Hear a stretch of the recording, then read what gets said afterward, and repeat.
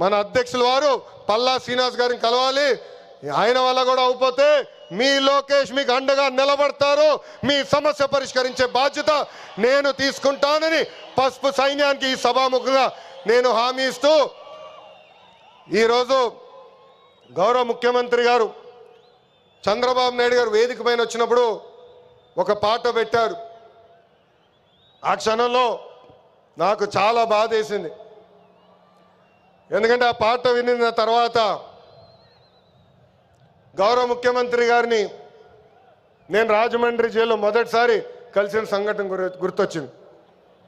చాలా బాధ వేసింది. ప్రజల కోసం ఆయన జీవితం ఆల్మోస్ట్ పోయింది.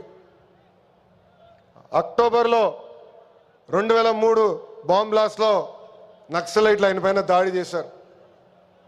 నాడు నేడు ఎప్పుడు ఆయన ప్రజల గురించి, ప్రజల భవిష్యత్తు గురించి ఆలోచించే వ్యక్తి. అలాంటి వ్యక్తికి ఎందుకు దేవుడు ఆనాడు ఈ పరీక్ష ఇచ్చాడా అనుకున్నా. ఇప్పుడు అర్థమైంది. తెలుగు ప్రజలు తిరిగి చంద్రబాబు నాయుడు గారు వెనక నిలబడేదానికి దేవుడు మనందరికీ ఒక పరీక్ష పెట్టాడు. ఆ పరీక్ష జయించాను. అందుకే ఈ రాయలసీమ గడ్డ తెలుగుదేశం పార్టీ అడ్డ అని తెలుపుకుంటూ, నాకు ఇంత అద్భుతమైన అవకాశం ఇచ్చిన ఈ పసుపు సైన్యానికి పేరు పేరున నా హృదయపూర్వక ధన్యవాదాలు తెలుపుకుంటూ మీ అందరి దగ్గర నుంచి సెలవు తీసుకుంటున్నా. జోహార్ అన్న ఎన్టీఆర్, జోహార్ అన్న ఎన్టీఆర్. చంద్రబాబు నాయుడు గారి నాయకత్వం, చంద్రబాబు నాయుడు గారి నాయకత్వం. వందే వందే, జై హింద్.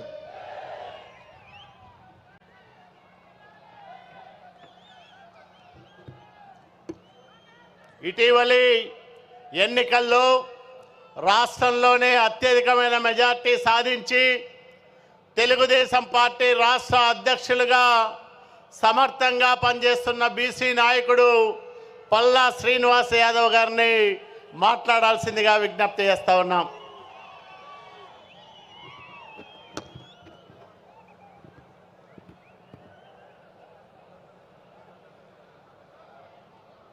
అందరికీ నమస్కారం.